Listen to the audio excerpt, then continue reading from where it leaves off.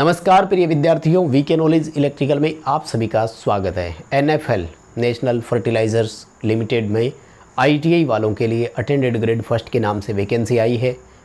इस पर एक डिटेल वीडियो दे चुके हैं। आज की इस वीडियो में हम आपको बताएंगे कि इसका जो लेटेस्ट प्रीवियस एग्ज़ाम हुआ था उसकी कट ऑफ कितनी रही थी। पेपर 2021 के दिसंबर में हुए थे और 2022 में इसकी कट ऑफ अप्रैल में जारी हुई थी। रिजल्ट आने में टाइम लगा था।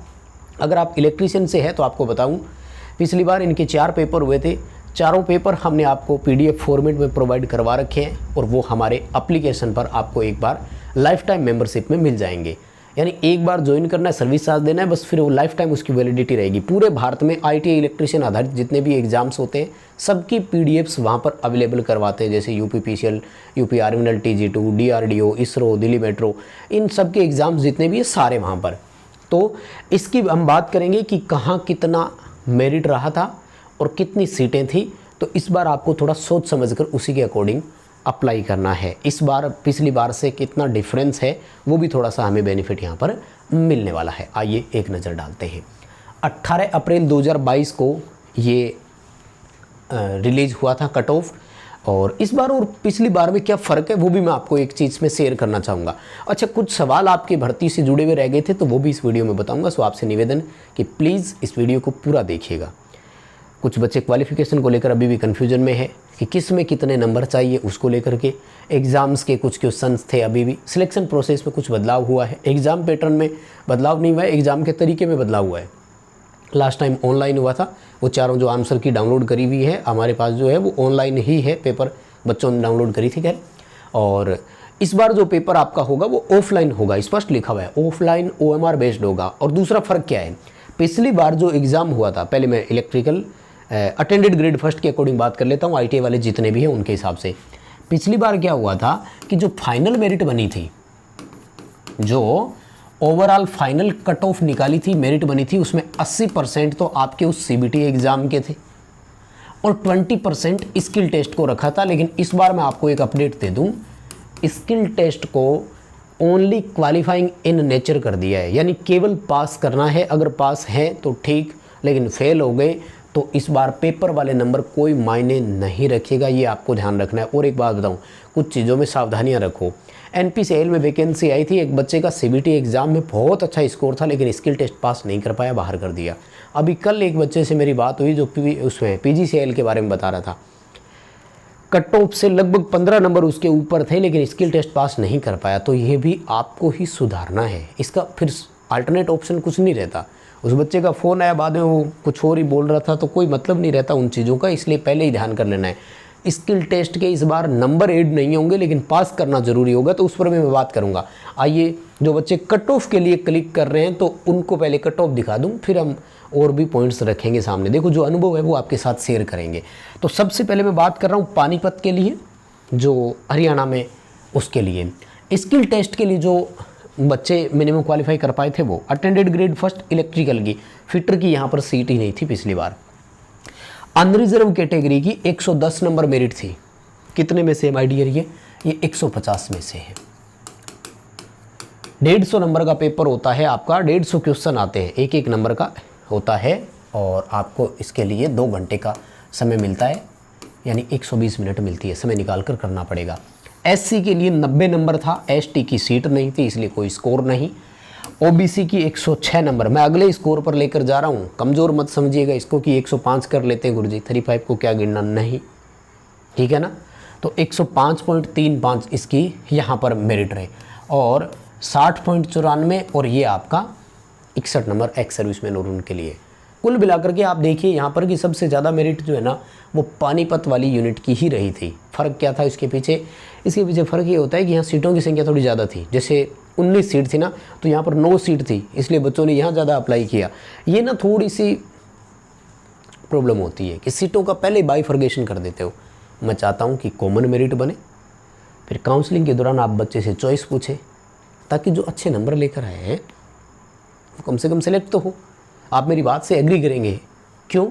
मैं आपको अंतर दिखाता हूँ।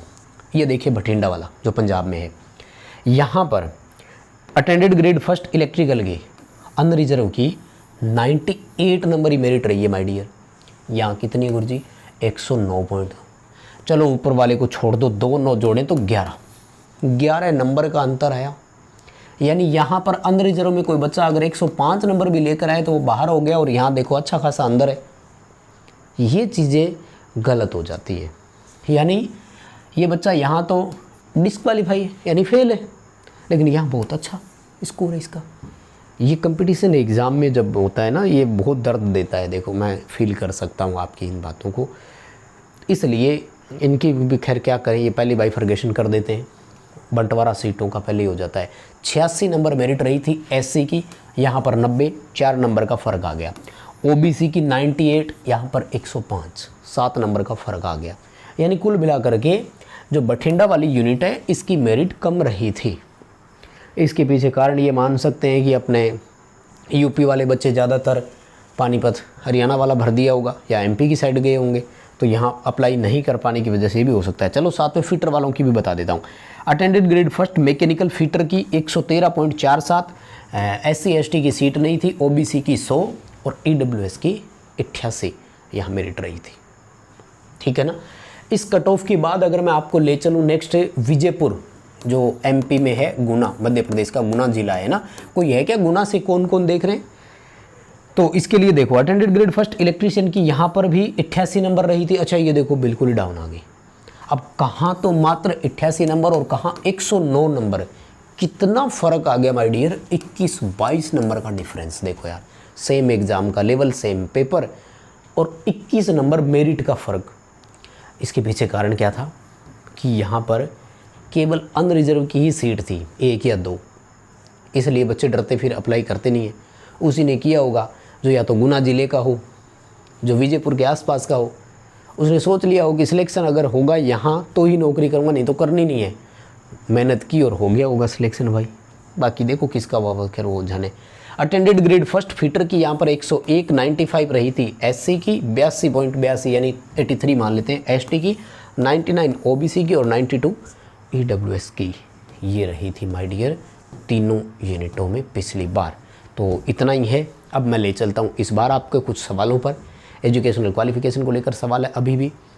एग्ज़ाम पैटर्न में कोई बदलाव नहीं हुआ, सिलेक्शन प्रोसेस में बदलाव हुआ है, वो मैं बता चुका हूँ आपको। हाँ, पेपर के तरीके में भी बदलाव। चलो पहले उस पर ही चर्चा कर लेता हूँ। 2-3 चीज़ें। एक तो देखो सिलेक्शन प्रोसेस में बदलाव हुआ है। सिलेक्शन प्रोसेस में क्या बदलाव हुआ है?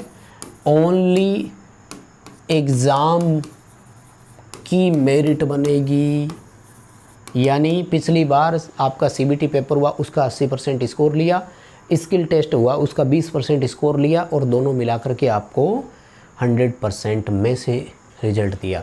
इस बार ओनली एग्ज़ाम की मेरिट बनेगी, लेकिन आपको ध्यान रखना होगा स्किल टेस्ट को भी क्वालिफाई तो करना पड़ेगा। अगर स्किल टेस्ट क्वालिफाई नहीं करोगे तो ये मेरिट भी कुछ काम नहीं करेगी।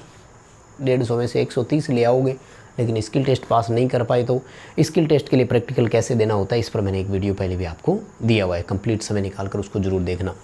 तो पिछली बार और इस बार में क्या फ़र्क आया? केवल पेपर ही इम्पोर्टेंट है, स्किल टेस्ट को पास करना है, आराम से कर लोगे, कोई दिक्कत नहीं है। दूसरा, पिछली बार CBT हुआ था, इस बार CBT की संभावना नहीं है। पेपर में क्लियरली नोटिफिकेशन में इन्होंने लिख दिया है OMR बेस्ड होगा और ऑफलाइन होगा। ठीक है ना। तो बढ़िया बात है, पेपर पहले ही आपको मिल जाएगा, 4-5 दिन का हमें वेट नहीं करना पड़ेगा। अब आता हूँ मैं कुछ एग्ज़ाम सेंटर और उनके लिए, तो मैं आपको ओरिजिनल नोटिफिकेशन पर ही ले चलता हूँ। अच्छा जानकारी दे दूँ पहले तो, इस वीडियो के डिस्क्रिप्शन में लिंक है, हमारा टेलीग्राम ज़रूर ज्वाइन कर लेना। हर छोटे छोटे पॉइंट्स और ये PDFs टेलीग्राम पर ही शेयर करते हैं, जैसे कट ऑफ वाली PDF भी और पूरा फुल ऑफिशियल नोटिफिकेशन भी वहाँ पर मिल जाएगा। बाद में इस भर्ती का जैसे एग्ज़ाम डेट आ गया, एडमिट कार्ड आ गया, तो वो लिंक भी वहीं पर डालते हैं, इन्फॉर्मेशन वहीं पर डालते हैं। फिर इसकी आंसर की आ गई, किन क्वेश्चन पर ऑब्जेक्शन लगाना है, तो वो सब हम आपको वहीं पर प्रोवाइड करवाते हैं। ज़रूर ज्वाइन कर लेना, और इलेक्ट्रीशियन वाले वो मेंबरशिप ज्वाइन करके चारों पेपर वहाँ से डाउनलोड कर लेना। आ जाओ जी, सबसे पहले देखो नांगल यूनिट जो पंजाब में है, वहाँ पर इस बार इलेक्ट्रीशियन की सबसे ज़्यादा सीटें हैं, इसलिए समय निकाल कर इलेक्ट्रीशियन वाले भाइयों भर देना। देखो यहाँ पर 15 सीटें अनरिजर्व की है, बाकी ये अपनी कैटेगरी के हिसाब से है। ठीक है ना। अटेंडेड ग्रेड फर्स्ट इलेक्ट्रिकल की 21,500 प्लस DA कितनी सी हो जाएगी, अब आप देख लो। तो ये सीटें आपके लिए मायने रखती है। बठिंडा में इलेक्ट्रिकल ग्रेड फर्स्ट अटेंडेड वाले की है कि नहीं है? यहाँ पर अटेंडेड ग्रेड फर्स्ट इलेक्ट्रीशियन की है, 5 सीटें अनरिजर्व की है। सबसे पहले यही देखा करो कि अनरिजर्व की कितनी है। क्यों, फ़ायदा क्या मिलता है? अनरिजर्व में अपनी खुद की कैटेगरी की सीटें जोड़ लिया करो, वो सीटें आपके लिए हो जाती है। पानीपत के लिए इलेक्ट्रिकल अटेंडेड ग्रेड फर्स्ट है क्या यहाँ पर भी सीट? पानीपत वाले में अटेंडेड ग्रेड फर्स्ट इलेक्ट्रीशियन की 1 सीट है। अब देखो, पिछली बार पानीपत वाले में ज़्यादा थी, अब की बार यहाँ 1 ही सीट आई है, ठीक है। और कौन आ गया अब जी? ये है विजयपुर यूनिट, विजयपुर MP गुना वाले भैया तैयार हो जाओ। और आपके लिए यहाँ पर इस बार सीटें कितनी है कि नहीं है? इस बार है 7 सीटें हैं, ठीक है ना। अनरिजर्व कैटेगरी की बता रहा हूँ मैं, बाकी तो है ही सबके लिए। और मार्केट डिवीज़न और उनमें तो वहाँ तो होनी नहीं थी, ठीक है। एजुकेशनल क्वालिफ़िकेशन पर मैं आपको ले चलता हूँ। यहाँ आइए श्रीमान, ये आपका जो सबसे ज़रूरी है और इसमें सबसे ज़्यादा आप सवाल पूछते हैं। सॉरी, थोड़ा टाइम लग रहा है यार ये आगे निकालने में, और बार बार मुझे वीडियो को रोकना और वो भी अच्छा नहीं लगता। तो देखो क्या लिखा है, मैट्रिक प्लस। अब बच्चों के सवाल ये थे कि 10वीं और ITI दोनों में 50-50% चाहिए क्या? अरे भाई, अगर यहाँ 50% चाहिए होता ना तो पूरा लिखते मैट्रिक विद 50%, जैसा कि यहाँ लिखा है रेगुलर ITI इन इलेक्ट्रीशियन और इलेक्ट्रीशियन पावर डिस्ट्रीब्यूशन और technician power electronic system with minimum 50%। ITI में 50% नंबर होने चाहिए। और कौन से? एग्रीगेट, किसी पर्टिकुलर सब्जेक्ट में नहीं चाहिए कि थ्योरी में 50% नंबर होने चाहिए टोटल वाले। और कहाँ से? गवर्नमेंट रिकॉग्नाइज्ड इंस्टीट्यूट या कॉलेज। अब बच्चे क्या सोचते हैं कि गवर्नमेंट कॉलेज से होना चाहिए। अरे भैया, इस रिकॉग्नाइज शब्द को क्यों छोड़ देते हो?